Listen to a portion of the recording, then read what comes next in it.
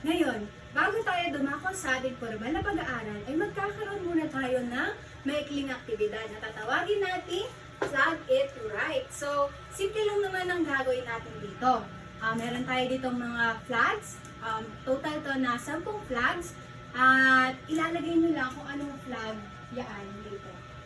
Okay ba? Malinaw ba yung class? Opo! Okay, so tatawag lang ako ng 10 students na pupunta dito sa harapan. Pumila kayo para hindi magulo, okay? At isa-isang magsasagot dito. So, sige, tatawag na ako. Sino gusto magsagot? Taas ng kamay? Ayan, Franz, Raisa, Dominic, Roberto, Jacob, Ivan, Marie, Katrina, ayan. Sige. Isa pa. Sino ba gusto magsagot? Isa pa. Ayan.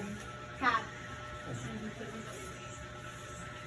Balito ba? Ay, tama. Oh, ang gagaling naman. Mano?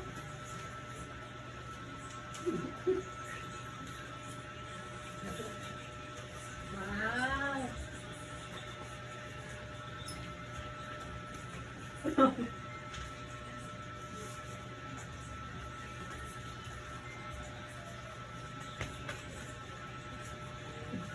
Ganyan. Okay, at ang pinakalas. No plan. Ano ba yun, ma'am? Okay. Malalaman natin, okay? Tingnan natin.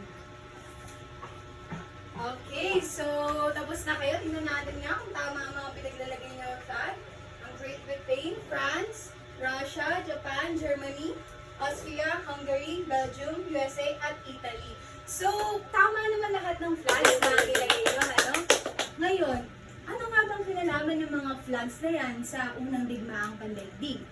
At etong Belgium, bakit kaya nasama siya sa, nadamay siya sa digmaan kahit na neutral siya o wala siyang kinakampihan na bansa? At noong mga panahon ng digmaan, ay nagkaroon ng mga alyansa o mga samahan na nagsama-sama para labanan ang isa't isa.